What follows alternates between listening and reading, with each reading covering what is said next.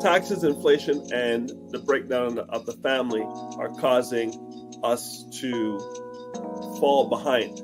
We have the lowest net worth in the United States, and I'm sure those numbers cross the border as well. Some people get the disability tax credit and they don't open the registered disability savings plan, and that's where the government puts in all the money of grants and bonds for a person with a disability who has done all the steps. Some people don't do all the steps.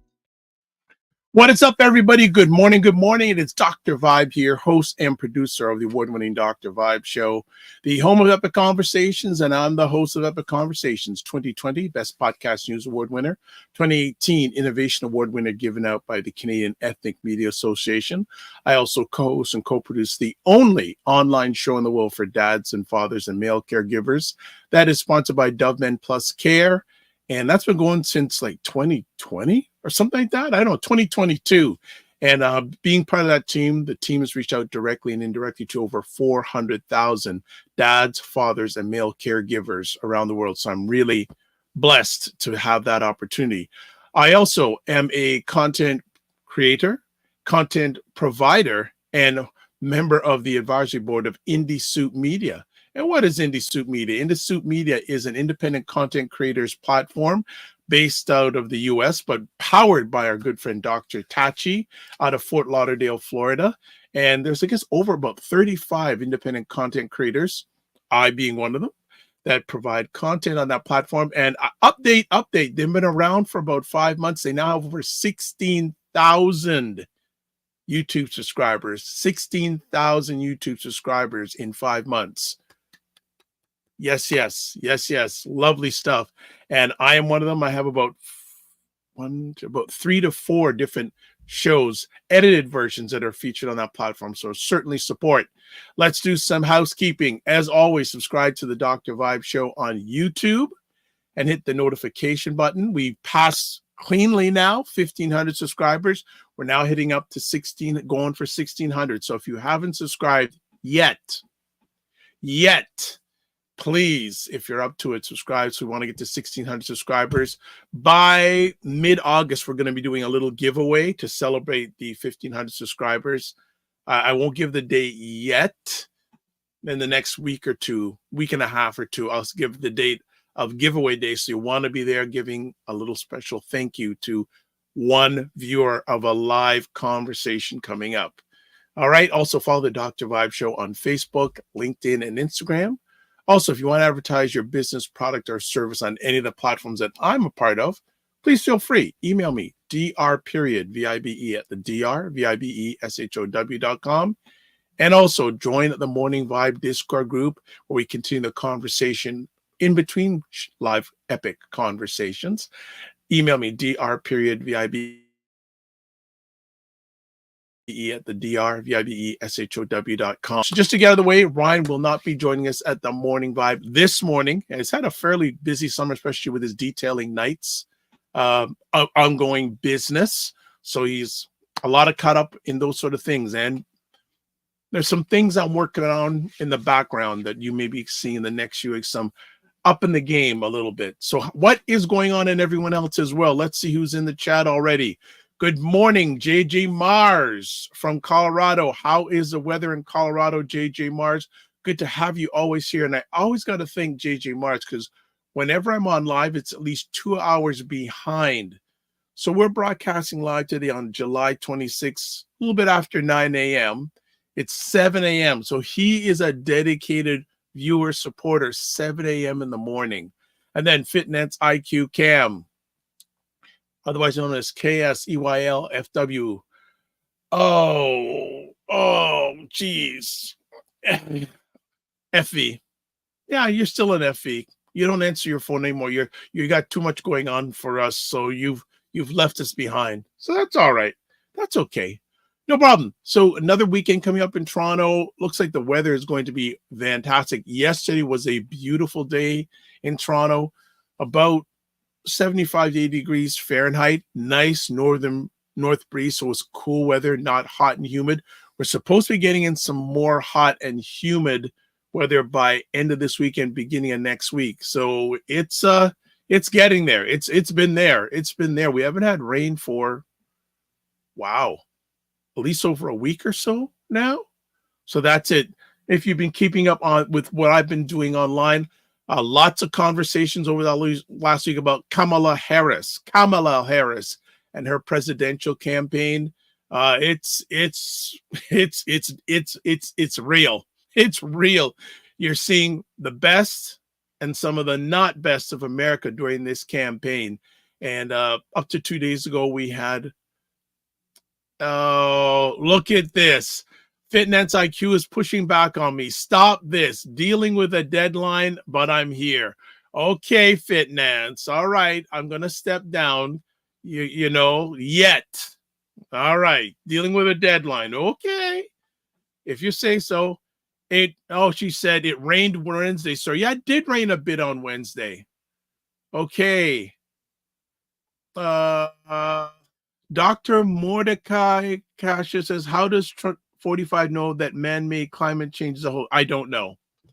I have no idea. So can't answer that one for you. All right. So getting back, yeah, Toronto did rain on Wednesday, but nothing compared to about a week and a half ago where we had the monsoon. It was a little bit less than that. Very true. That tells you how much I'm paying attention to some things. The weather, but yeah, this weekend in Toronto, again, lots of activities going on. Again, supposed to be getting an increase in temperature next week. So that's going on. All right. So we have a number of things. Coming up this weekend. I was talking about Primetime Saturday with Aisha and Lala. They have been all in talking about the current election campaign in the United States. So Lala was on last Saturday. Both Aisha and Lala were on Wednesday.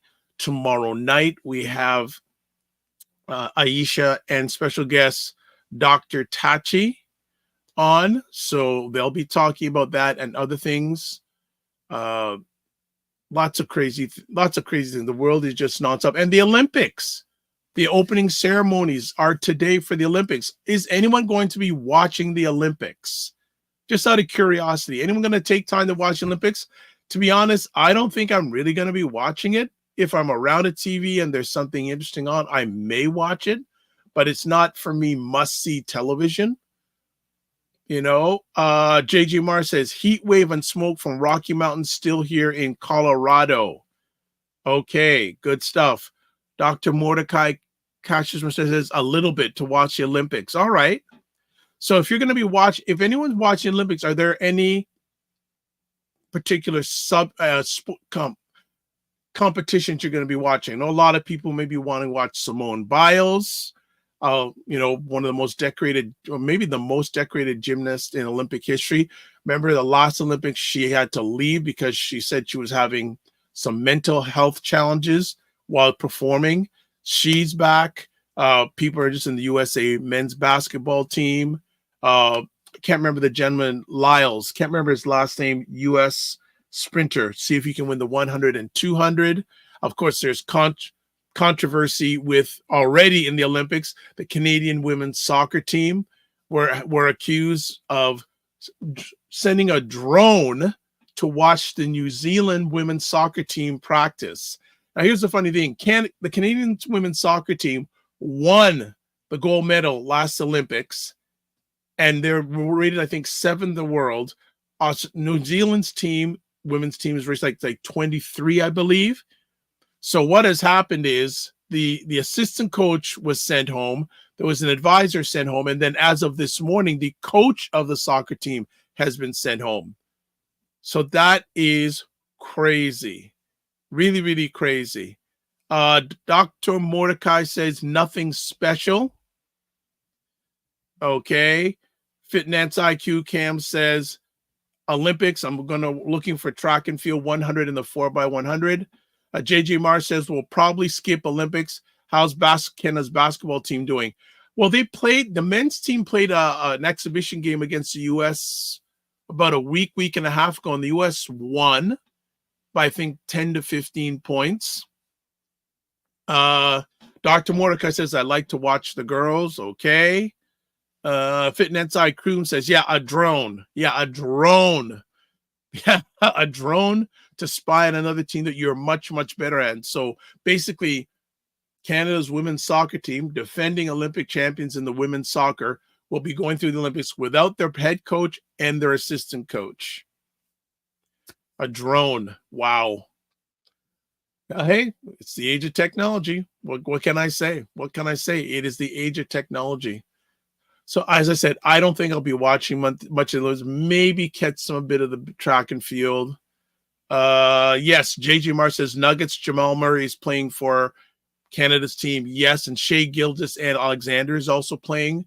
And they're one of the top 10 rated teams in the Olympics to maybe win. So it's going to be interesting to see. The rest of the world in men's basketball is catching up to the Americans. Also going to be interesting to see what happens to the USA women's team, to see if they're going to defend another championship. But really, I'm not going to watch a lot of it.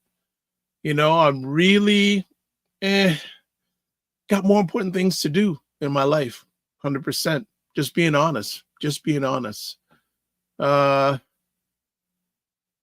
Okay. Dr. Mordecai says 45 got a soccer ball from Putin with a microphone in it. Okay. All right. Okay. Well, we definitely have some comedy on for this morning. So yeah, share with us what you're going to be up to this weekend. You know, what is going on? Like I said, I have at least one show to do. And on Sundays, we'll see with Black Canada Talking if we run a repeat or not. But we'll be definitely, there'll be something on. 100% something on. So wherever you are watching, there you go. All right. I think what we're going to do, unless there's any more comments for the warm-up, we're going to come to a break. We've got Minnie St.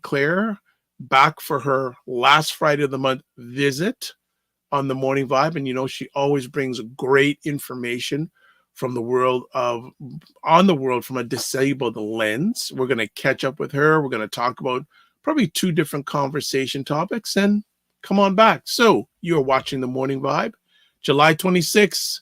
Yeah, man, July is almost done.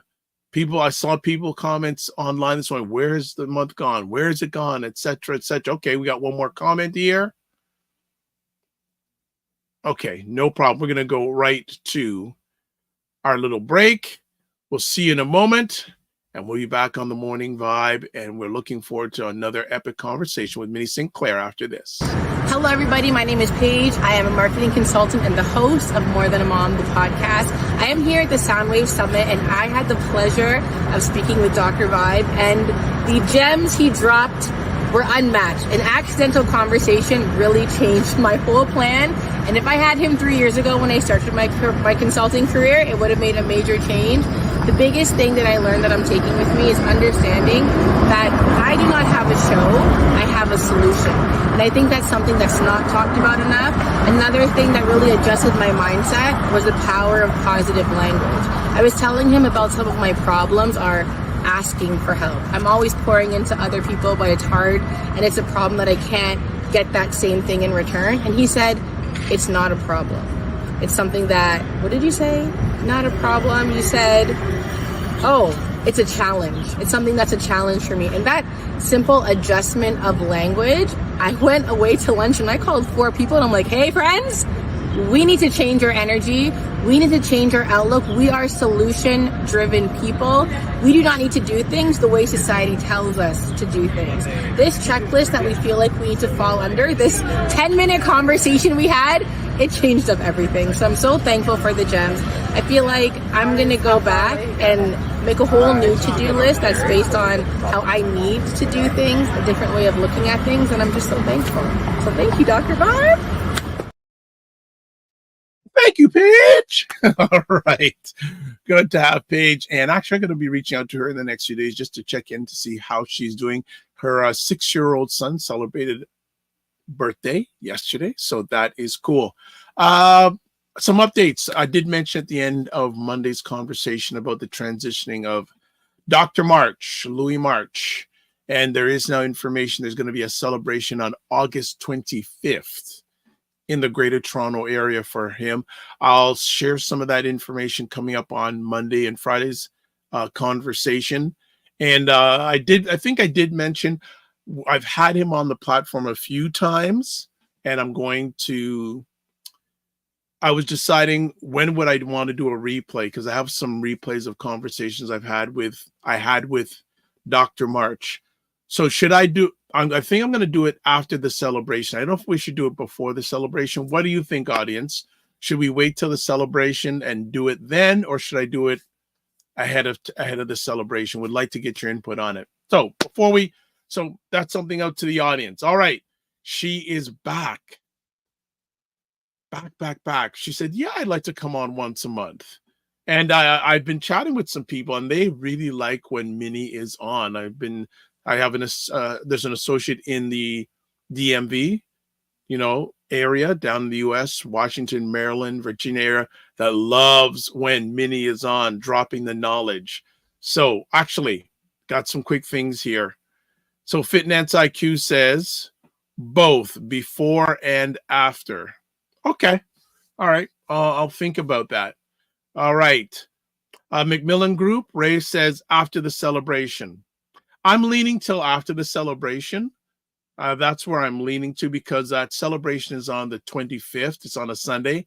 I think maybe the day after, or maybe the Friday before, or the Monday after, to run a repeat with him. So thank you. And if you have any more inputs, you know how to get a hold of me. You can get a hold of me here, or you can email me, dr.vibe@thedrbeshow.com. And again, thank you, Macmillan Group. Thanks for stopping by. Hope things are fine and safe. All right. I'm mumbling on too much. Minnie St. Clair is in the house. What is going on, Minnie St. Clair? It depends how you look at it. Either it's good news or bad news. Well, and your microphone could be maybe a little bit louder. I'm up there. I'm so sorry. Sorry. Yeah, no problem. That's okay. I said you got your headset on. How come you're sounding so far away? But good to see you. So whatever you want to share, what's going on in your world? My world is dealing with the government and managing my disability, and realizing, because the notes I put together for this, it just showed me how complex the disability system is, but there's still a way out of it. There's still a way of not letting it consume everything about my life. Like, yes, me being on disability, they're my supervisor, as I sort of describe it. I have to check in with them. I have to report to them, but I'm not letting them have a higher authority opinion on my decisions, because a lot of people on disability, they give away their power. They give away their decision-making ability. Right. You know what? And actually, I'm blessed to have conversations with various people. I was speaking with someone who I had not spoken with in a long time, who's very passionate about housing and really pursuing the area of affordable housing. So I don't know if it's something you want to chat on a future conversation about, the whole area of affordable housing when you are challenged by a disability. Well, we'll show the numbers and people can do the math, because I sent it to Fit Finance yesterday. Oh, yes. And do note that Minnie St. Clair and Fitness IQ are partners in lots of things. I was going to say crime, but just lots of things. I don't know. Only virtual. Only virtual. We have not met in person. Only virtual. Oh, you're kidding me. Yeah. You've never. Well, maybe I'm going to see if I can meet you again before she meets you. But yeah, she's so busy these days. You have to make appointments. Well, bookkeeping and end of month closing is a lot of stress. Hold I on don't like a doing it second. myself. Hold on. End of month is one thing, but middle of month. But you know what? I'm going to stop, because she did chime in a few weeks ago saying she needed a new laptop, and I was able to help her get a new laptop so she'd reduce some of the many layers of challenge that she has going on in her world these days. Yes, and I told her she needs 2 of them, because 1 is none. She needs 2. Yes, and she says, "Okay, thank you," she says. And and she goes, and I'm doing a backlogs. Okay, so she's catching up. Yes, catching up. But yeah, I think it's very important you say that. I always believe in backup. So people may think I'm crazy. I have 3 different computers that I can Oh, use you for would love my me, floor. There's 3 right? on the floor. Yeah, 3 different desktop computers. So if one doesn't work, back up. The other one's work, back up. And I have one really reliable laptop. There's 2 other ones that if I need to use, are fine, but one really reliable laptop that is a go-to that I can run anything. Excuse me, I want on it. So backup is really, really, really important, and those sort of things. But yeah, so this is good. So today we're going to talk about 2 conversation topics. First, actually, you know what? Let me just change something really quick, because I just saw something here before we get into our conversation, because we got 2 conversation topics today. Okay. All right. First thing you want to talk about, Disability Pride Month. So go for it. Yeah, I'm becoming more aware of it. So I need my notes because I don't memorize the disability flag. So it's a flag on a black background. The colors red, yellow, white, blue, and green. And each one represents something for the disability community. So like the black background is to mourn the people of disability who have died due to negligence, suicide, rebellion, illness, and eugenics. Then the red one is for physical disabilities. Gold is cognitive, intellectual disabilities. White is non-visible, undiagnosed disabilities. Blue is psychiatric disabilities, and green is sensory disabilities. And it's hard with the disability movement and activism because globally around the world, there's a lot of things happening that don't make you prideful to have a disability. It's the black background is more active in the way it is because UK, they're making their policy changes over there. Then Canada, like for Ontario, we increased the disability amount for Ontario Disability Support Program, but it only went up by $60 from $1,308. And that's supposed to take care of all of your needs: housing, clothing, transportation, medications, everything. And then the Canada Disability Benefit that they made this big huge campaign for 4 years claiming to lift people out of poverty with disability, but it's $200 a month. And any person I've talked to that doesn't have a disability and I asked them, can you live off $200 a month? Nobody can. So and the crime around disability, like there's an article from City News that people were targeting people from right outside the disability office on payday and getting them to go into their accounts and give them their money. Because if you don't have a bank account or you're unable to have housing, the disability office gives you a Visa loadable card. So they load your check on that card and you go to ATM and get it. And apparently with these people that were being reporting, they would go to ATM across the street. And in my mind, I'm like, why couldn't they go to the TD Bank near the next light? But people are targeting them. People are pressuring them to give them all their money. And if you get your money issued from the disability office and then you lose it, you don't get it back. And some of these people on disability don't have an emergency fund. They're not able to work. They're living off of month to month on disability, the $1,368 now, because it's going to be that money until July. And that's it. That's all they live on. And as much as I would like everybody with a disability to think like me and be able to work and understand their financial future and control their financial future, a lot of people don't. A lot of people are just hoping the government lifts their income higher so they can live life, like buy their kids back to school stuff or go to family vacations or something. And they just don't. And it's all because they were diagnosed with a disability or they're born with a disability and they're subject to be pressured into poverty as if that's the only option for them. I just want to, and thank you for sharing the information as always. I want to find out from you what the community who is disabled and are LGBTQ plus. What challenges are they dealing with? You know, you do speak strongly from the disabled lens, but then those who also are LGBTQ plus, what challenges do you hear they're dealing with? Because they are two marginalized communities. I think Dawn Canada, they had a webinar about it this week. I didn't attend to it. I registered, I just didn't attend.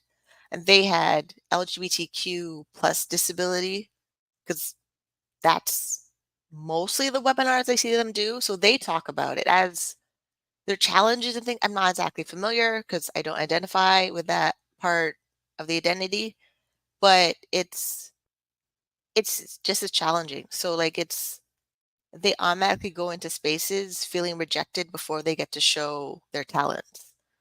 Because that's the thing I know we have in common. Like I'm afraid to go to certain industries or events because my whole 20s, when I should be building a career, was managing my disability. Even to the point now, some events I go to, right after me getting to the event, or like right after in my day, I'm coming from a medical appointment. That's happened twice this month. Like yesterday was for the chiropractor, the last week before was for a colonoscopy. And then as soon as I got home, I had to like rush and go out to a networking event right after. And it's like, non-disabled people, you have it a little bit easy, and I hate you in the most nicest way possible to say it. Because my chiropractor, she sees me for 6 weeks right now, and in those 6 weeks, she's done this neurological evaluation where she, basically she holds my hand in a way and she flicks my fingers, and apparently when it twitches involuntarily, it's a neurological condition. And this third time and second time she did it, she had to bring in her supervisor to ask if they're seeing the same thing. And this weird, like, because you know how like you're doing something, you see something, you're not sure, and then you need a second set of eyes to check on the same thing that you're seeing the same thing. And they both did it in this way where it was pure silence. And I'm like, I'm still in the room. What is going on? And yeah, that part of me, I used to find reasons I don't have multiple sclerosis. I thought it was sickle cell the other day. My family doctor gave me my blood test results and says, no, you don't have sickle cell. And then for me to figure out the inflation, because they say my blood work has inflation and I'm trying to figure what that is. And I just have to accept it's multiple sclerosis. It's affecting my whole spine. And I just need to do what I need to do to make sure it doesn't progress as fast as possible, even though that's out of my control. It's completely like, it's not just, oh, take a pill and you're fine. It's constantly blood work. It's constantly like things to reduce my pain and things to make my disability better that are expensive. They're just super expensive. Okay, let's transition onto the main conversation topic you want to chat about today, about why it's not easy to escape poverty when you have a disability. Well, I think we should bring up the spreadsheet and show the actual pay stub of what people get for Ontario Disability Support Program.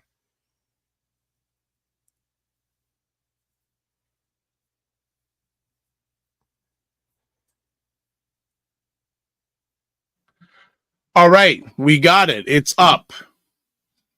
It's to the right. All right. Well, again, you got to guide me because you're the person who created this. So I to did. the right. It has everything you need to know about the government for disability. Okay, there we go. Go for it. Yeah. So July 31st was the pay stub that's coming for everybody, but not everybody gets the same amount. So this is my actual pay stub that I get from disability. So the basic needs is 586 now. It used to be, not 586, 786, and it used to be 752. And then the shelter is now going to be $582, and it used to be $556. That's where the $1,368 comes from.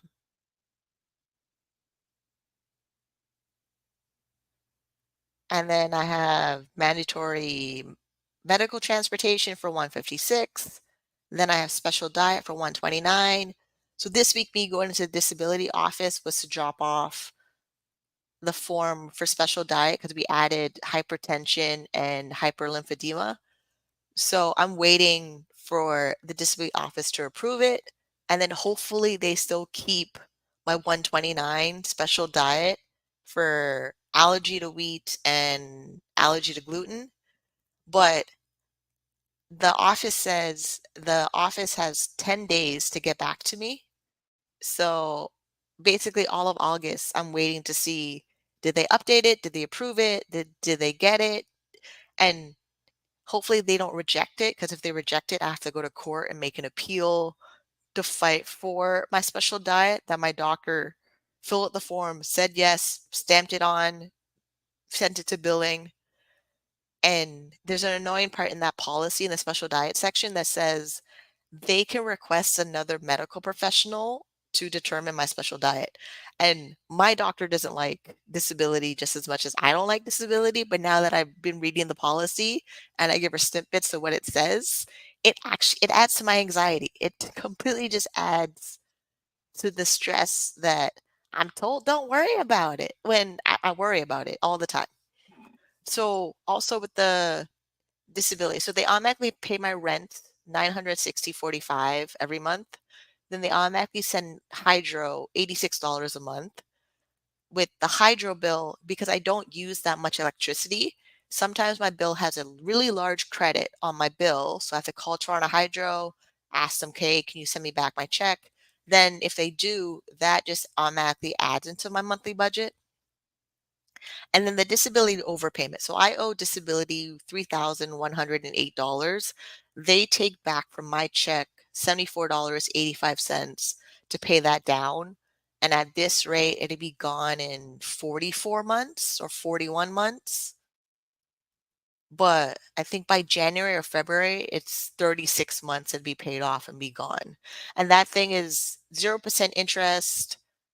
As long as I'm on disability and I'm eligible for my payment entitlement, they'll take back a percentage, either 5 or 10% they take back to pay it back. If I'm no longer eligible for disability, that's a bill I have to pay for over time, unless I filed a bankruptcy, then it's included in the bankruptcy and I don't have to pay it back.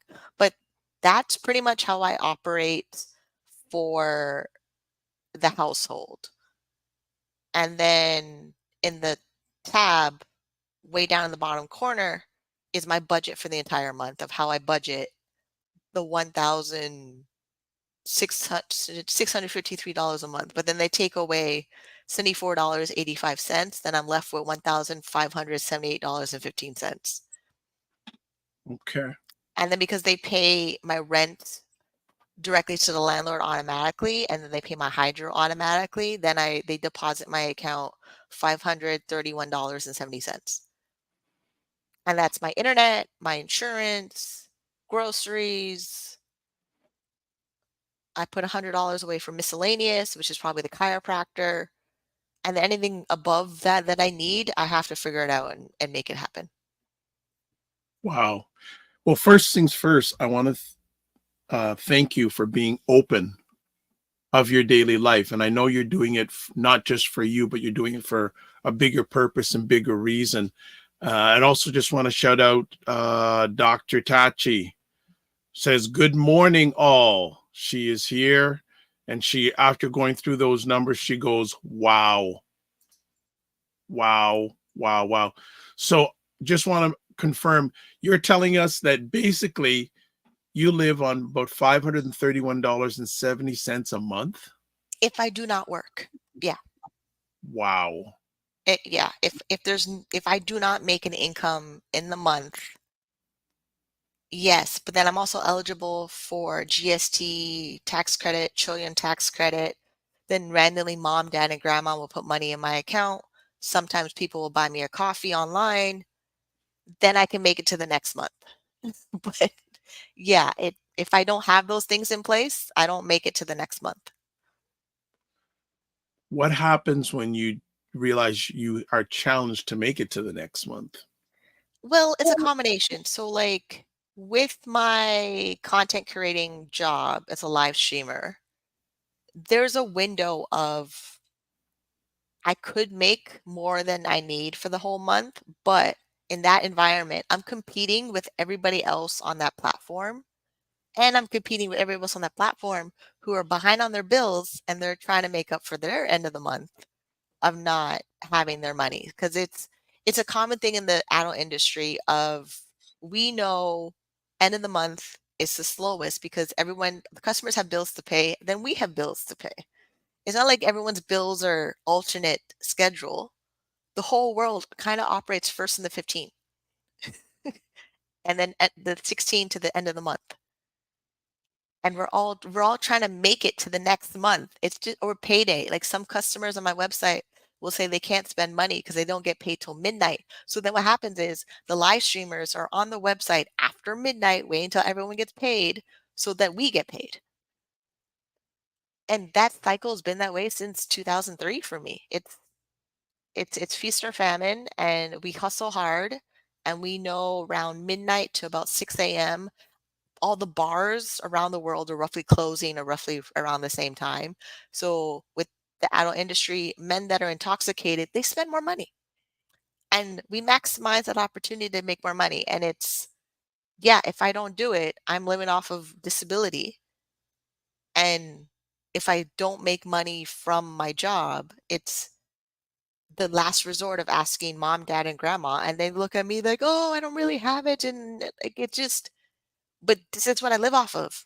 And then at one point, my parents thought that ODSP provided everything. No, it doesn't. You just saw the numbers. This is exactly what I copied out of the online portal with my pay stub into a spreadsheet for my numbers. And these are my specific numbers, but somebody else who's in Toronto housing or room and board, their amount will be less. And if they're not eligible for medical transportation, if their doctors don't fill out the form for special diet, then they don't get that extra money. Like there's the mandatory transportation and special diet is based on the doctor filling out another form, sending it to the disability office, and someone in the office says yes or no, and then they add that amount of money onto your next payment. Then one of the terms, I'm not hearing it as much as I used to, but up until recently, the whole area of living wage. Yes, which is roughly $25.75 an hour for Ontario. Okay, I'll just stop for just so I can just catch up. Fitness ICAM says, watch your Dr. Vibe getting exclusiveness. Well, that's how you've taught me. And you get more exclusiveness because you speak with Minnie on a regular basis. So don't talk to me about exclusiveness. She also goes, Lasai. This what upset me. No, when I'm talking with you, Minnie. Understood. Yes, for the wonderful 3-hour podcast, and my microphone wasn't working. Crazy. Getting back to the living wage conversation, does the disabled community push this area of living wage to the powers that be? And if they do they get any response? Well, you saw it, the disability benefit from the federal government, and you had our wonderful disability inclusion representative on the show who reads her little script that the $200 a month is a landmark decision. The thing about that $200 a month that's coming next year, you have to be eligible for the disability tax credit. Your doctor has to fill out the form, assuming the doctor actually believes your disability, because some doctors don't advocate for you to access what you need for your disability. So like the barriers in that system. I want to interrupt. Let me ask you, why won't some doctors do that? They have authority. They feel like because they went to medical school for how many years that they can determine what's going on in your body that you walk around with every day. And they wouldn't have a job if you didn't know what was going on in your body. If you didn't tell them, hey, I feel this on my side, or I feel this when I walk, or this hurts when I do this, they wouldn't have a job. For you to go to a doctor and tell them, hey, I feel this going on in my body, it's you paying attention to your body. If we didn't do that, they would not have a job. But the minute you go in there and they're like, oh, everything looks normal, but the problem is still there. Like me with the inflammation. We know I have inflammation. We do my blood work all the time. And then I'm like, is it Lyme disease? And the only reason I thought about if I had Lyme disease, as a kid, I went to camp a lot. And going to camp a lot, I'm in the field a lot. And I may not wear all the clothes that mom packed in my camping bag at that time. So if I had a tick bite me when I was at camp, not really pay attention, you're a little kid running around. And then for me to come back, and if it's a Lyme disease or mosquito bites, the one time I had mosquito bites all over the back of my neck, where I'd get to rub Benadryl on me almost every day until it went away. So for me to put everything together, and then multiple sclerosis connected to Epstein-Barr, which is also mono, I had that as a kid as well. Like there's so many things that your life happened that triggers a long-term illness, like long COVID happening right now. People have symptoms of that and they go to the doctor and the doctor says, oh no, that's not really, I don't have any records of that. Just because you don't read the journal of that or the studies of that or paying attention to your patients doesn't mean it's not going on. Because the amount of people that have a disability that is undiagnosed, which is part of the whole disability pride flag of people living with a disability undiagnosed. To go with a disability undiagnosed, a lot of things are going wrong in a ripple effect. Like me with ADHD waiting for my diagnosis, if that's really a diagnosis that I'm waiting for, I've been living with it undiagnosed, where now my doctor's like, maybe you want to go on ADHD medication. And I really don't want to go on more medication because there's no guaranteed disability will pay for it. And the side effects that come with it could lead to another health condition. The doctors are going to tell me, oh, it's normal. Oh, we don't really know. Like every time I go in, they instantly tell me, no, we never heard about that. But I'm coming in with the complaint. I'm coming in with my feet swollen. This is the whole point now. We added hypertension and hyperlipidemia on my special diet because I was showing symptoms for a long period of time. And now that they're saying I need to increase my iron and my hemoglobin, I need to increase my diet and exercise and lifestyle to do that. But I can't do that on $1,368 a month. Then what would be the minimum that you feel those who are disabled should be getting, or what's the minimum living wage for those who are disabled? Is there a number? I know every person in this environment has different needs, but what would be a good starting amount, base amount? Well, Ontario housing is averaging $2,500 a month for a one bedroom. That's just housing. Yes. $2,500. It's averaging housing. And that's Ontario. That's Ontario government housing. No, market rent. So the thing about housing and disability, not everybody is in government housing. Government housing has a 20-year waiting list.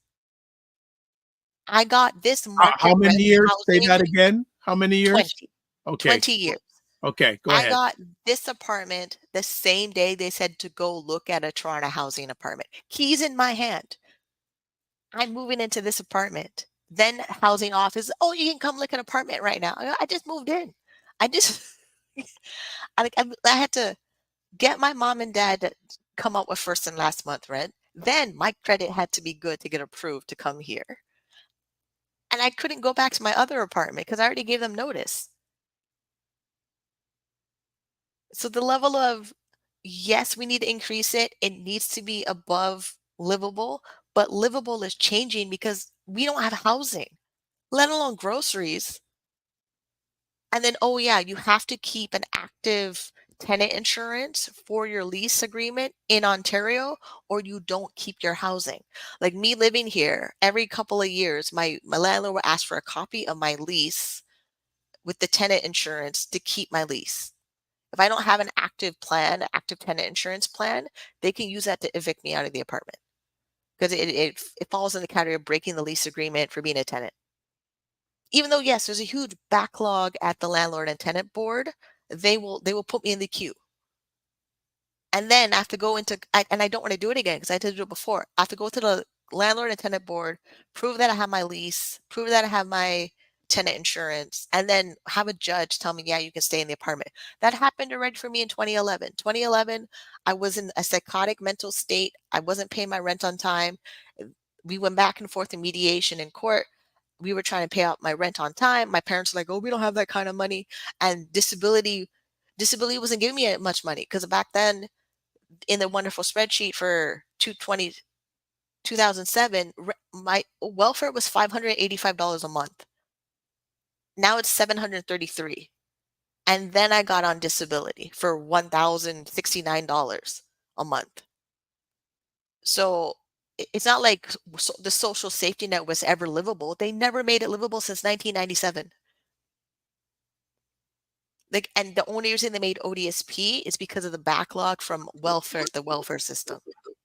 So looking at this challenge, is this a local government responsibility, provincial responsibility, It's federal? everybody. They need to stop pushing it to somebody. It's every single person.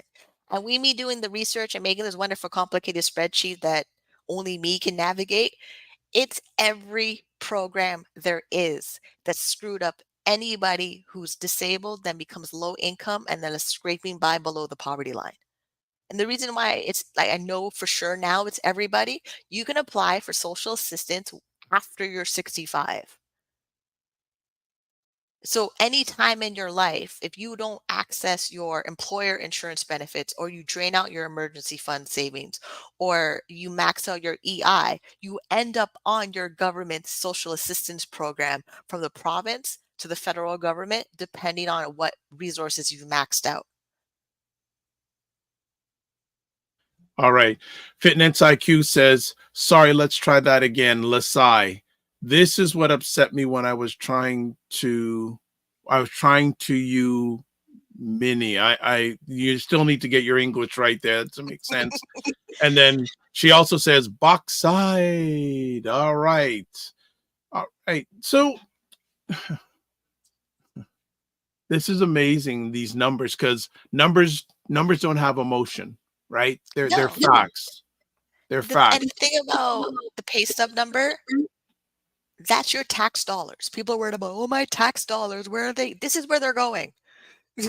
This is where your tax money is going, because the Disability Law Act that they have, if you look up ODSP Act 1997, this is the purpose of the act. And it's the last one says to be able to manage the responsibility to the taxpayers. This is where your money is going. You know, this is all my business. This is literally what I do every single month. Either I talk about it here, or I talk about it on my own YouTube channel, where I break down my budget, exactly what I spend dollar for dollar, where does it go? And if I don't, let's say I only live off what I get from the government and I don't plan for my future, that means I'm constantly begging for money. Like, we're worried about people panhandling on the street, but I showed you the numbers. Welfare is $733, and $733 a month if you have housing. And we know there's so many homeless people and people living in tents, so they're not getting the full $733 from welfare for Ontario. They're getting half of that. And for those numbers every year annually, I get it from the Income Security Advocacy Center. They do it every year. Like, and everything in that spreadsheet is linked to where I got the source from. Even you can get archive information from News Ontario's media room, where they post everything there. So I looked at what happened in 2011, what happened in 2007, and then what happened in 2017. Everything is there. Even I even put notes of my actual email, me sending a crisis worker when I was being evicted from my apartment, trying to keep housing, and then sending my landlord to court to have the judge say I can stay in my apartment with a one-time payment, get a free jail card, because I had applied for welfare, and then when you move over to ODSP, you get a back pay retroactive payment. That back pay retroactive payment paid my landlord every dollar I owed them. And then we got set up on PayDirect, because PayDirect is basically like the benefit unit is incapable of managing their finances, so the ODSP office takes over. That's why PayDirect automatically goes to my landlord and automatically goes to the hydro bill, because those two things were completely behind in collections, in arrears, when I got approved for ODSP in 2011. All because of my disability and me not able to function, and then people telling me that bipolar is all in my head. Well, yeah, that's where it started. And whatever starts in your head actually becomes your thoughts and your behaviors. So JJ Mars says, I stepped away for a moment. Here in America, many politicians are trying very hard to make poverty by any means a crime. Yeah, don't the Social Security program for the United States is worse than Canada. Really? Yeah, How, how so? ssa.gov/disability. And I don't even know where to start. I I don't like that website. Just and the UK website also don't like it either. The UK disability program right now that they're fighting right now in their political environment, don't like it. Pretty much every program around the world, and I read their disability policy on their websites of how to apply, how you become eligible, what can you expect. Nobody keeps anything above $2,000. Everything is under $2,000. UK, Australia, United States, Canada, they want to keep everybody under $2,000 a month for everything they need to live with a disability. And reduce your assets. So like at one point on the Ontario Works welfare program, you can only have $626 in savings. And then they change it to $2,500, and then now it's $10,000 of assets. And most people start on welfare first, and then they move over to disability. So for you to be eligible for the $733 a month, and you already have housing, and then you have to show activities that you're finding a job because it's built into that program, then you wait until you get your approved for disability, then you get a little bit more money. Then work becomes optional because they recognize that you have a disability that affects your daily activities to work. Then your assets move from ODSP from the $10,000 OW to $40,000. But then they also ignore on ODSP, you're allowed a life insurance policy for $10,000. And then with the Americans, the asset limit is $2,000 for a single person or $5,000 for a couple. Like you had Wayne Harris there with the clip talking about the net worth of everybody. Most of the net worth that's so low are people in poverty. Because if they're on disability for so long and they had good, like if they're 18 to 65, which is the working age that they define of the years you're able to work. But if you live with a health condition, or you live with a missing limb, or you live with a psychiatric condition, or any of the disabilities that are in the disability flag, that affects your ability to work. Most employers don't want to hire a person with a disability because they think it's too expensive. And then the amount of people that with a disability that are self-employed or entrepreneurs, just as small as 1% because of the Social Security Association Labor Department for the United States that documents self-employed and disability. And then Canada does it too. The amount of stats and research and academic stuff that I can find that literally keep people in 1% or not. Everything is broken up, and the 1% of people have this and the rest of the people don't. That means everywhere we go, 99% of people don't have what they need to be successful in that demographic bracket that we're researching. So Dr. Tachi says, yeah, JJ Mars, yes. In America, they want to make being unhoused a crime. And then Fitness IQ Cam says 2,000 must be the secret number. It's something because they use it, they use the same similar numbers everywhere. Like CPP disability starts you off at $585, and then they estimate the maximum you can get is $1,606 for CPP disability. Assuming you had a job, who paid into CPP, then you have CPP later to collect, and then before they had to add it to the policy of ODSP that they cannot make you apply for CPP before you turn 65. Because they were making people that were younger than 65 cash out their CPP disability before they became eligible for Ontario Disability Support Program, which shoots you in the foot when you turn 65 and you need that money.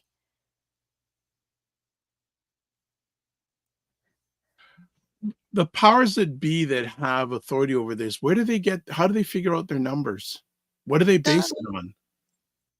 Well, I mean, they know the median household income. Then they use 1% of that. Why wouldn't they just take the numbers and forget the 1%? They have to make you work for it. We historically disabled and conservative and royal family and colonialism sees us as defective because we're not productive because of the whole industrial revolution. Remember, they need people producing product, they need people producing income, they need the economy growing, and anybody who's not able to function on the factory floor, they get rid of you. Same thing when we return something we buy, even though it could work, but it has a scratch on it, I'm going to return it.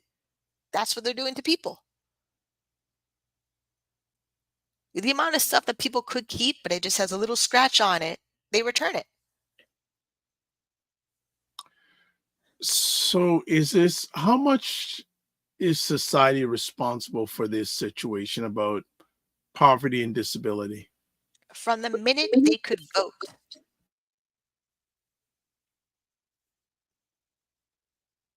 Want to elaborate on that? Well, we're voting for people that make these policies. And then we let them make the policy, and then we let them twist around the policy, and then we let them make the policy into a law. Then they get law enforcement to enact the policy that they made into a law that we voted for. And we don't call them out on it when they screw up.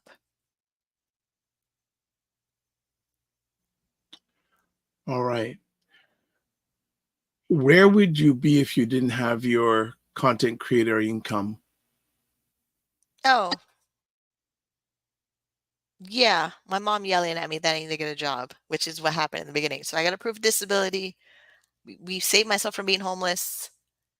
I think I got a massage because it was 15 minutes for like $20 or something. And I sat on my couch, did nothing for like a week until food ran out. Then my mom came over, she brought food, and she's yelling at me, you know what? You need to go back to work. You need to get back to work. I'm still depressed. I'm still diagnosed. I'm still symptoms of bipolar, symptoms of my psychotic disorder. What I needed was a doctor to treat me to get stable. That didn't happen until 9 months later. Like, yes, like I know all the bills and stuff I have. That's what brought on the stress and made me psychotic. But you telling me, oh, your housing is good and then you have to go back to work, which was the same thing the crisis worker at the community program was telling me. Like, oh, good, you secured your housing. Now let's work on you finding a job. Not, oh yeah, they found me naked in the hallway because I'm psychotic, or I have delusions of seeing leprechauns everywhere. None of that. Like sometimes when we're out in public and we hear people just screaming all the time out in public, they need help to stable that first before they can even think about a job or what even job they want to have.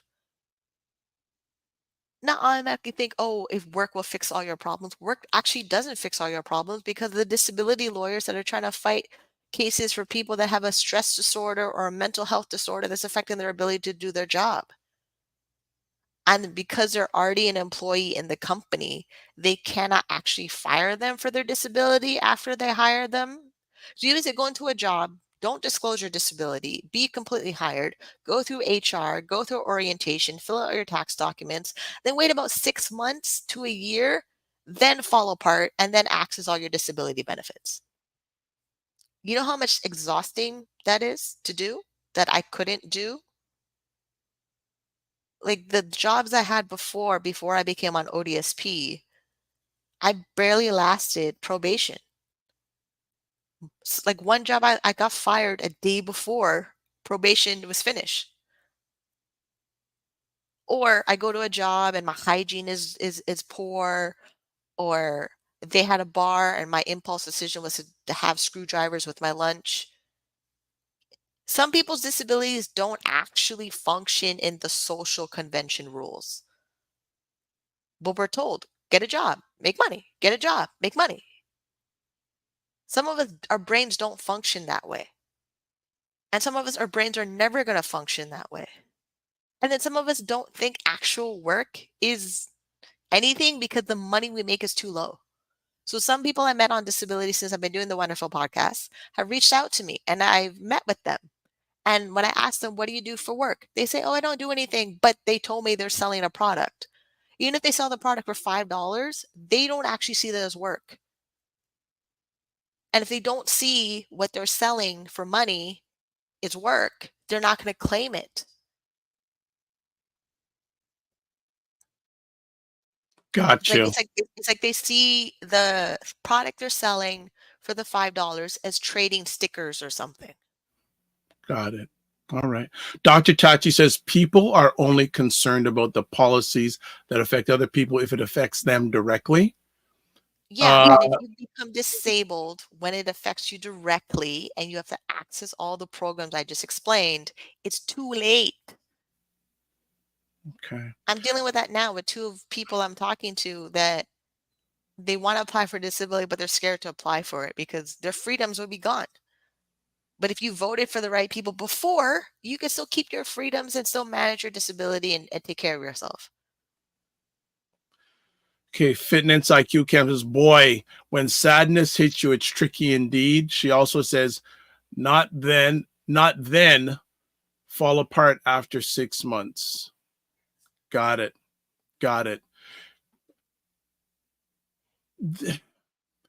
When you, in real life terms, financially, are you better now than you were when you first had to start taking disability revenue Yes. money?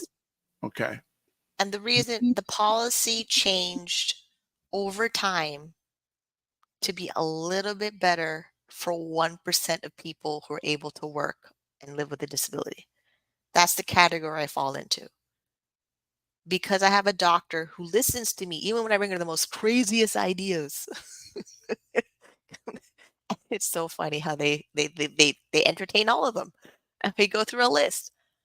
And then, yeah, the career I've created for myself is very flexible. My main requirement is don't break the rules, get paid. Like yesterday, there's $112 in my account because I followed the rules. And then I'm trying to launch my second business of financially empower people on social assistance to build their financial independence. And they have the choice of leaving disability if they choose, if they set their financial house in order.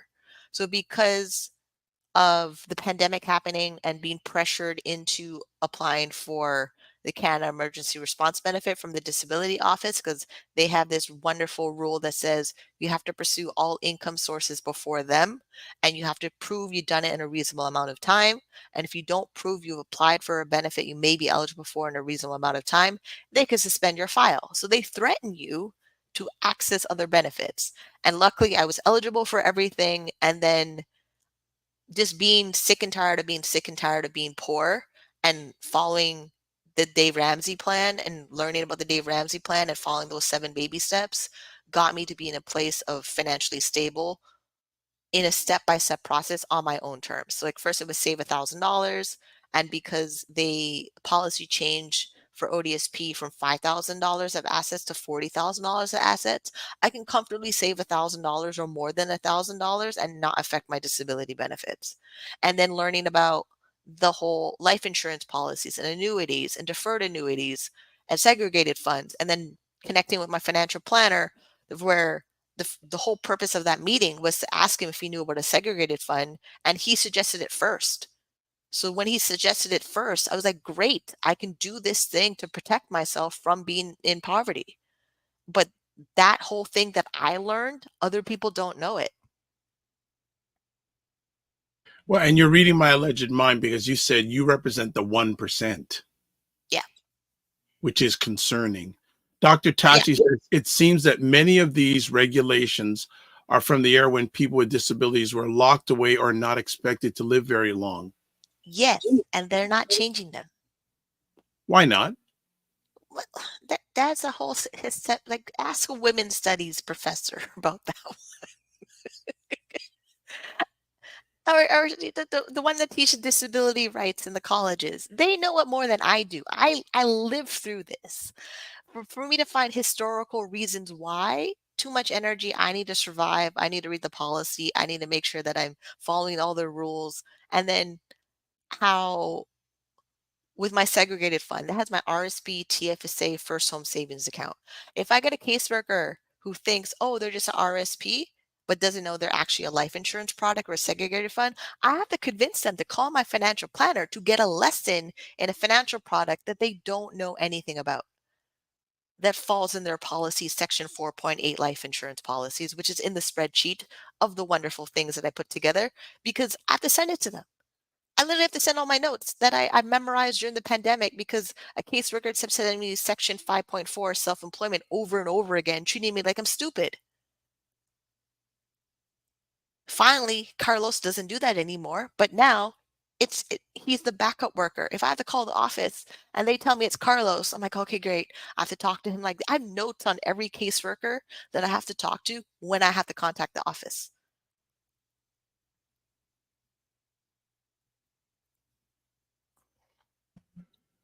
Finance IQ Cam says, I'm glad you're shining that light, Minnie.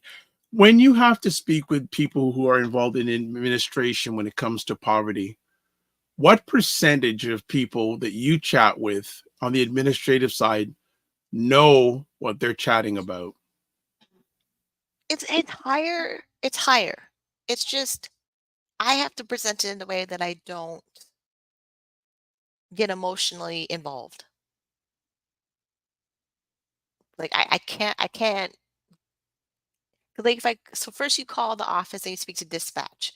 Dispatch knows some of the things that happens with the policies for welfare and disability, but they don't have a lot of power to do anything with my file. They can pull it up, they can see the notes are there, they can see what I submitted, but they can't make the final button push. So they're like, oh, we'll transfer you to your caseworker. And I'm like, but I don't have a caseworker. They're like, we'll transfer you to the backup worker. And then the backup worker, they say legally has 15 days to get back to me. So sometimes with disability, they made a mistake of sending my rent check to Toronto Housing. I don't live in Toronto Housing. That means somebody went into my file, changed the address, and issued the check to a whole entire different building with my name on it. And then they only found out about it because that Toronto Housing office sent the check back. But I didn't know about it because luckily during the pandemic, I decided to pay my landlord 1 month ahead. A lot of people on disability who have impulse issues or gambling issues or addiction issues are probably not going to do that. They're going to spend that money because they think they have extra money in that month. They're not thinking pay bills in advance so that if disability screws up, you have 30 days to fix it. Like that's how my brain has to plan things now. I literally have to plan as if my caseworker is going to be an idiot. Even though they're probably a really wonderful person, sometimes they're not. I literally anticipate stupidity when I call the office. Oh boy. So the government, how much do they index up monies each year? Do they stick it to the rate of inflation? How do So they finally did that now. So finally, hold on, finally? yes. So, okay, the spreadsheet. We're gonna have to go into the spreadsheet. It's the Okay. second tab. And somewhere in the middle. So you're going, so when you say second tab, because is that the disability? Is that the disability programs info? Or is that the ODSP in near the bottom? It's the info one. Okay. And all right, so let's bring that up and then you guide me on what I need to do. So let me put it up here. Okay, we've got it. Okay, here we go. Okay, so see how it says Ontario Works in my right? Here, Ontario Work Welfare. Okay, thank you. So that's how long I've been on it. Like the whole system. So from 2004, I was getting $520 a month at age 19. And then I moved into my current apartment in 2007, where it was $560 a month when I was 22. And then 2010, this is the weird gap that happened. So 2010, I'm still on welfare for $585 a month. And then I move over in 2011 to ODSP, which is the right-hand side there, for $1,064 a month. So because of the gap of welfare to ODSP, that's what saved me from being homeless. And then I put in the corner rent. 2004 for me was $699. Then 2007, my rent was $725. I don't know where you've lost me. Where are you right now? Don't move anything. Okay, because you're saying these numbers. I'm going, where are these numbers on the spreadsheet? So go ahead. The numbers were like, they're in the middle columns of ODSP and welfare. They're just in the middle. Like they're under, like, yeah, they're right here. You scroll too far over. Yeah, keep them here. Okay. Yeah. So this is how the numbers look. It took a while to find all of them in that time period, but that's what they are. Because where it says $960.45, that's my rent right now. Okay. And it's because I left home at 18. Why my housing costs are that low. And I found a rent control apartment. Okay. Okay. So But these financial numbers, I'm expected to live on them indefinite. So what's crazy? So disability in 2011, $1,064. 2024, $1,368.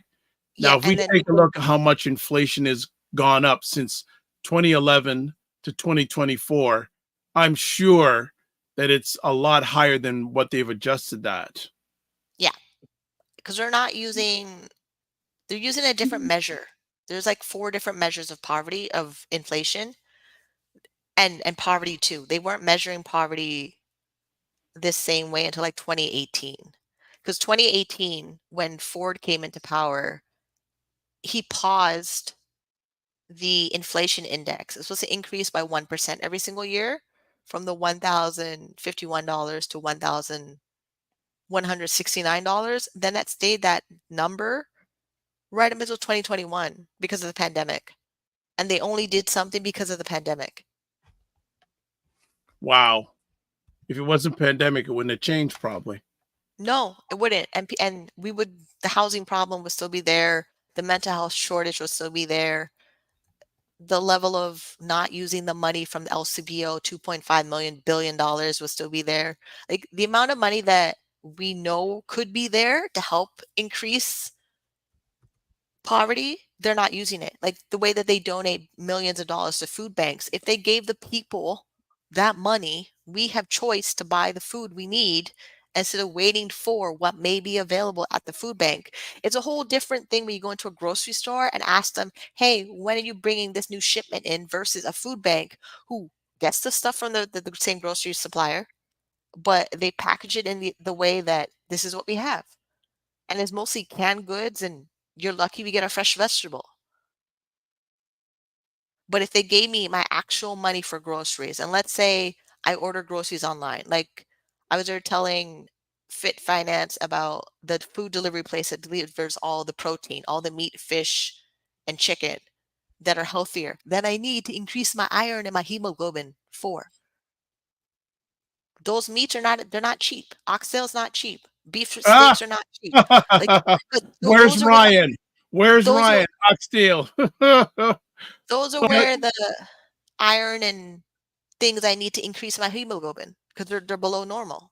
Okay, I just interrupt. So I just went on another site. Since 2004, from 2004 to 2024, the inflation has gone up in total 53.5%. Yeah. Right? So 53.5%. So, for example, a basket of goods in 2004 that cost $100 today costs $153.57. How many people's, let alone in the disabled community, how many people who are watching this, whether you're in Canada, wherever you're watching this, has your amount of money you take home since 2004 gone up 53.5%, or almost 54%.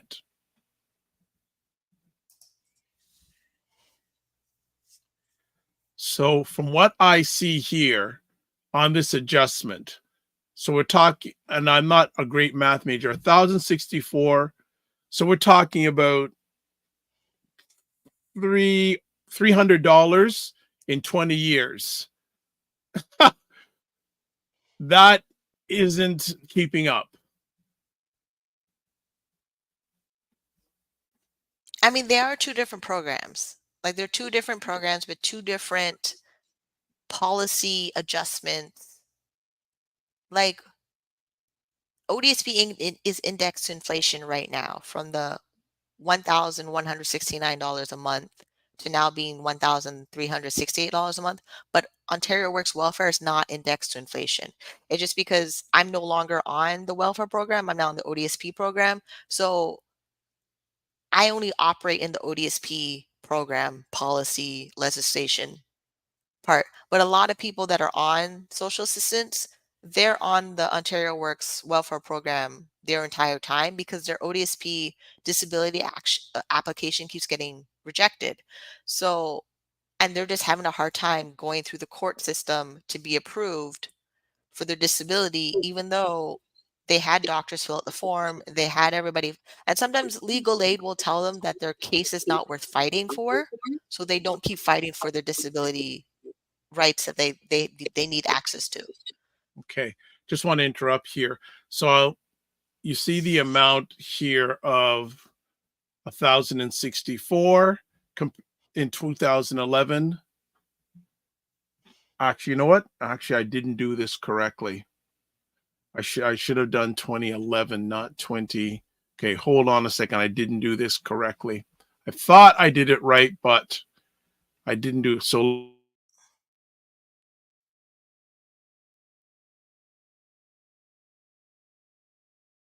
let me, the good basket of goods in 2011 compared to 2024, it's gone up 34%. So my correction, so about 35%.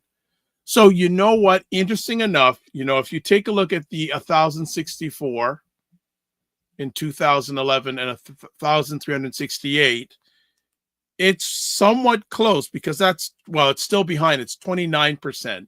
So it is not keeping up with the pace of inflation, but so many things, and that's just food, that's just a basket of food. We're talking about rent, transportation, all that other stuff. If you scroll down to the bottom, it'll show my actual budget I use. Tell me when to stop. You're not there yet. It's a big document. And then to the right. Yeah, a little up. Yeah, that's my budget. So this here? Yeah. Okay. So this area here, correct? Right. Okay. That's how I manage what I get from disability. Up to the red line. Anything after the red line is not covered by disability. At least not a whole lot. Okay. And that's now. Before it used to be shorter. So before I used to stop at groceries. Okay. Or laundry if I was lucky. $4.84. And that's if everything goes as planned. Yeah, it does. And how my internet, it went up, my cell phone went up.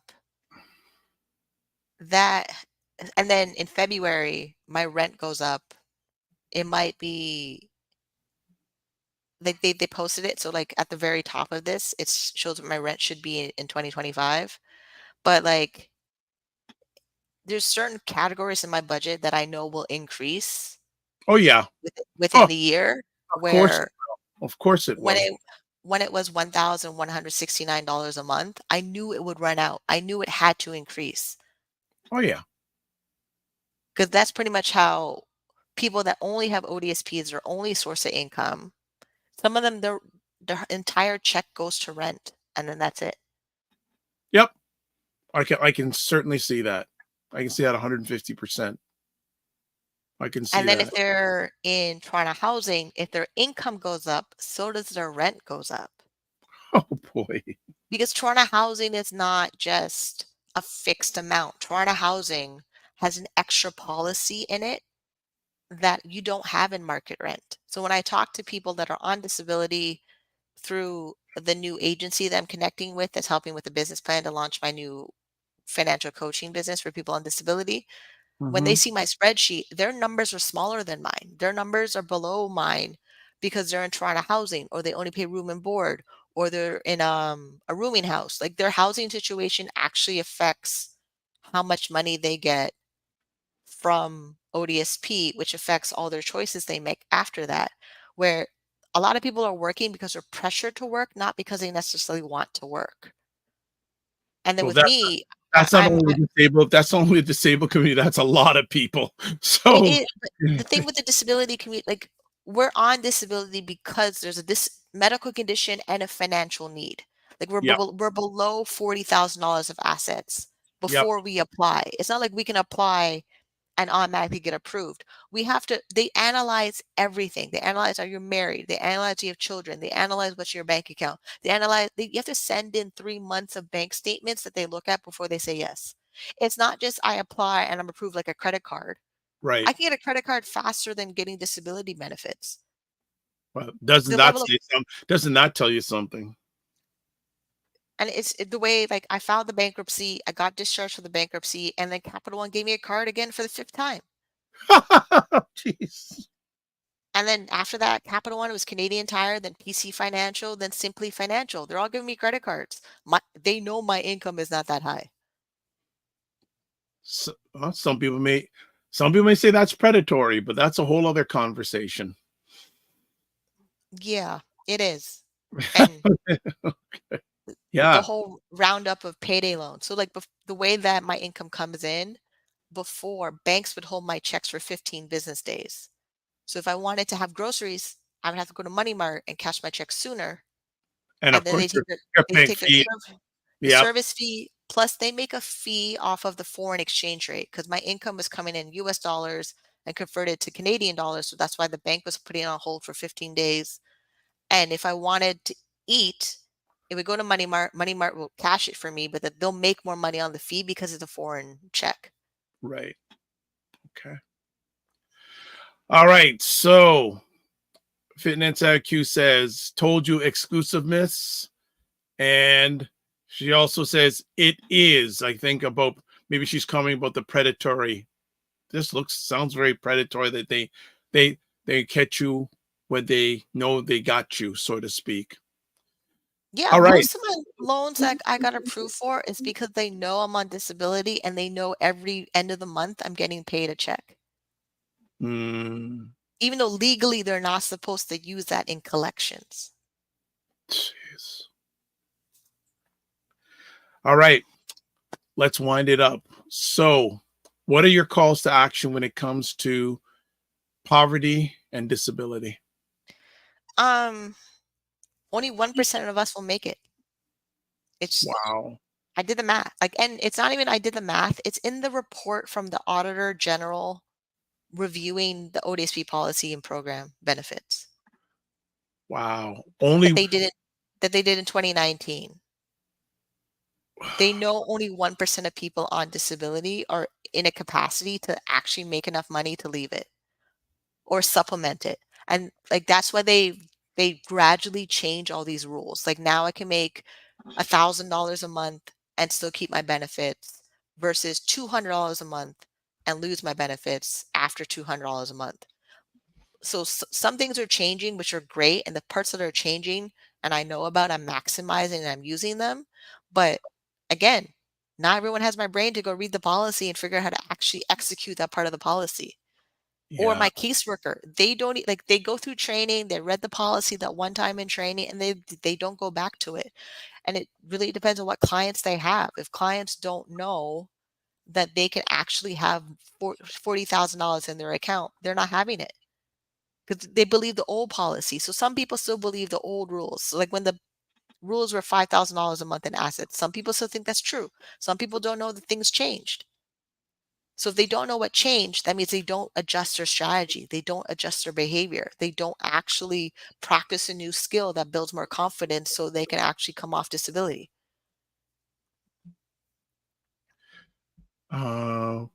Macmillan Group has a comment, very eye-opening conversation. Has a very interesting question saying, what is the suicide rate amongst the disabled community? Well, that's two parts. Some people are ending their life because a medical profession recommended medical assisted in dying. Like it's not like a voluntary decision. Some of it's pressured by our system. Because if you go on Twitter right now, they're talking about someone who recently passed away, who's on disability and did it because $1,368 a month.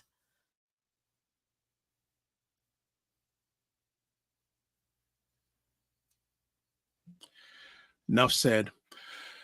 Minnie, thank you again for sharing with us and giving us very good education on a lens on an area that many of us don't know about, but may and should know about, because we never know when it's going to either impact us directly or indirectly. Yeah. Are you comfortable giving out your email? I can put it up on the screen. Are you comfortable with that being shared? Yeah, the minnieoncam@gmail email. Yes, that's the best way to get a hold of Minnie. Yeah. So any final thoughts after our conversation today? Every time I get more depressed. This is never a positive, follow the yellow brick road thing. I live this every day. I still have to figure out where's my special diet request from my office to add to my file, so I may get $25 added on to my amount. Like it's never good. It's never good. I can understand how you say it's never good, but you know what? You are educating and you are telling us and bringing awareness. So I understand how it's not good, but you know what? You're acting and it's bigger than you.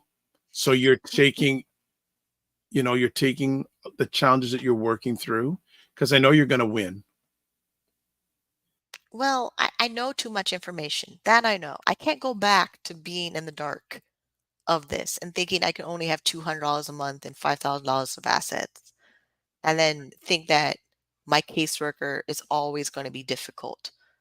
But I want to respectfully interrupt and respectfully disagree. I don't think you know too much, because the more you know, the more you need to know. And the important thing is, the more you know, the more you need to know, the more you're sharing with all of us. So I'm going to just say, you don't know enough, and us who are in the audience, we know hardly anything. So I'm just going to say, on my part, I need to know more, and I take the aspect, the more I know, the more I need to know, so I come better educated. And there's actually someone who wants to get these recordings, because this person is a housing advocate for people who are in poverty, single moms, etc. So there probably is an opportunity that you and her are going to have a conversation, so you have another ally on your side. yeah, I think that's what it is. I still feel isolated in it. I'm talking about it because it's a lot to carry, but Absolutely, 100% it is. It's a calling that I'm gonna have to pick it up and use it. Hey, well, let's put it this way: if not you, who? Yeah, that's the sick and tired part. I got sick and tired of, like, it took forever to get from 1169 to 1308 Like it's super it's a lot. It Yeah. totally is. All right. So everyone, I put Minnie's contact information, email, I put on the screen just a moment ago. I also have put it in all the comment sections on most of the platforms that you're watching this live or on the replay. Fitness IQ Cam goes hugs. All right. So Thank you. You're welcome. You get to meet in person. Well, you know what? The challenge is on. I'm going to see if I can. We've met in person. It's been a while, but I'm going to see if you and I can meet in person before Fitness IQ Cam. See if she can take some time from all her clients to take a few minutes to hang out And with you. Scarborough is not a reason. You can hop on an Uber, like the level. Oh, you don't. Yeah, I know you don't. Oh, well, there's the real challenge because I'm not a downtowner, but you know what? I'm going to have to. I guess I have to say, I used to say for those people in Toronto, I live in the eastern part in Scarborough. I need a passport to go across Yonge Street, but I'm now thinking I need a passport to go downtown. So what we're going to do is we'll see. Oh, look at this. Well, she says, well, Dr. Vibe, come pick me up. Well, of course. Of course, she wants to be chauffeured. She's saying, yes, of course, Dr. Vibe, come pick me up. And then she says, Uber to downtown? No.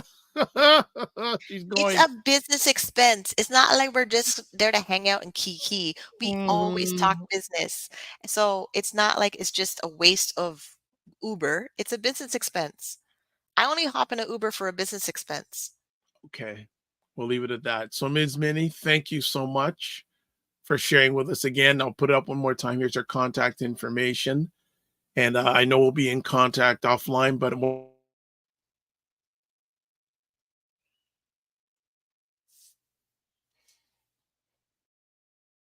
what I'm going to leave is this. You can reach out to me also. So as always, don't just manage your time, manage your energy, and remember to give yourself grace, and we'll chat soon. Be well and keep the faith. All right, family. That's it. We got some comments here. Fitness IQ goes, kidding. And she goes, agree. And then she says, August will be slower. Will it? Okay. We'll see. All right. So that's it for today's conversation. It is done. It's a done deal. And that's it. All right. So a few little housekeeping rules. First things first. Let me get up here. Subscribe to the Dr. Vibe Show on YouTube and hit the notification button so you can get us to 1,600 YouTube subscribers. Also follow me on Instagram, Facebook, and LinkedIn to advertise your business, product, or service on any of the platforms I'm a part of. Email me dr.vibe@vibeshow.com. Also, if you want to join our Discord group and keep the conversations going offline, do that. I have put some past conversations in the Discord group, some past conversations in regards to the BBPA. And there's more stuff going down with the BBPA. OMG. So if you want to touch base with Ryan, RyanOneilKnight.com. Also LinkedIn, Ryan Oneil Knight. And then Instagram at Ryan.Knight. That's KNIGHT, by the way, 99. And work with me, RyanOneil.com. Also, for me, website, the DRVIBESHOW. YouTube, Facebook, and LinkedIn, The Dr. Vibe Show. Instagram at the DRVIBESHOW.com. And then X/Twitter, DRVIBESHOW. And email dr.vibe@the DRVIBESHOW.com. And you can watch replays of this epic conversation, The Morning Vibe, on the Dr. Vibe platform on YouTube, Facebook, and LinkedIn. Also, the Afro Caribbean Business Network on YouTube and Ryan Oneil Knight on YouTube. Also want to shout out Christy White, who watched a bit of it's live on the Facebook channel of the Dr. Vibe Show. So what's going on here? Fitness IQ says giveaway. Giveaway is not happening for a bit. It's not happening for a bit. I think we're targeting... I have it specifically for a certain conversation. So I'm not going to say that, but in the next 2 weeks, it will happen. So I want to promote it a little bit ahead of time instead of just doing it. So I know when it's going to happen. I will announce the date of the giveaway Monday. Speaking of that, looking forward to seeing you back on Monday on The Morning Vibe. If you're watching this before the weekend, have a great weekend. If you're watching this on the weekend, hope you're having a good weekend. If you're watching this during the week, hope you're having an outstanding day. So as always, we finish up with this. Live your life as a dream. If you can dream it, you can make it. Sometimes you have to get small to get stronger. Block assumptions, aim bigger, aim better, aim higher, aim wider. Love, faith, and respect. Remember to give yourself grace and just don't manage your time, manage your energy. God bless, peace, well, keep the faith, and keep fighting.